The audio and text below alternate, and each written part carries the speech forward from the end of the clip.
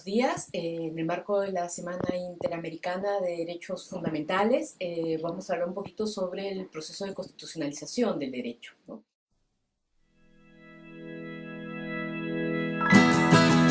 Pues básicamente que estamos frente a una constitución que se le considera como una fuerza normativa tal que es capaz de determinar la interpretación y aplicación de los distintos cuerpos normativos distintos al derecho constitucional. Háblese de que desde la Constitución se interpreta y se condiciona el derecho civil, el derecho penal, el derecho mercantil, el derecho laboral, ¿no? Entre otras áreas, ¿no? Eso supone considerar a la Constitución como un texto con fuerza normativa, con garantías dadas a ella misma, como la rigidez constitucional o el control de constitucionalidad, ¿no? Que haya una aplicación directa de sus normas constitucionales y que las normas infraconstitucionales se interpreten y apliquen conforme a la Constitución. Además, se entiende la Constitución como con fuerza normativa también cuando el texto constitucional está presente, es considerado, forma parte de la interacción que llevan a cabo los distintos órganos políticos del Estado, ¿no? Esas son las implicancias de un modelo de constitucionalización del derecho, ¿no?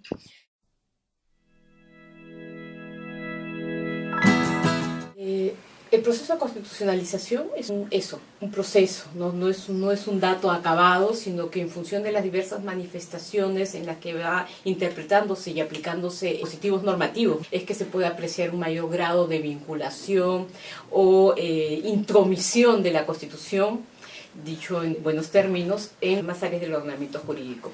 Más que áreas, ¿no? Es la interpretación y aplicación clásica de ciertas categorías las que eventualmente se resisten a tener límites.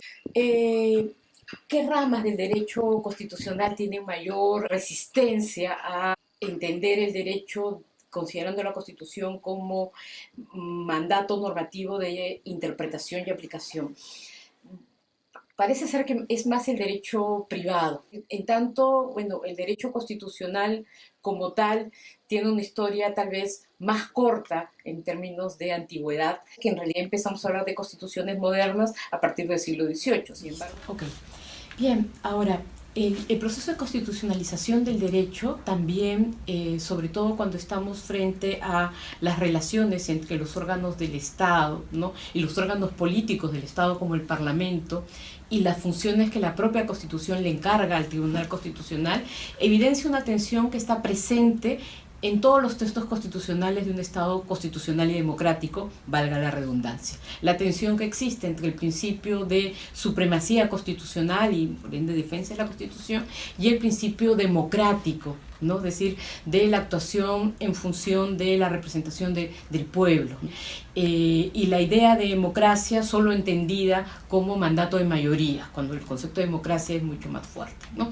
En todo caso, el concepto de democracia ha vinculado más a la actuación de los órganos políticos, ¿no? Es decir, cuando el proceso de constitucionalización y la actuación de los tribunales constitucionales, que es una garantía y una condición a la vez de el dato del proceso de constitucionalización, pone evidencia en esa tensión, y esa tensión se vuelve conflictiva en casos concretos.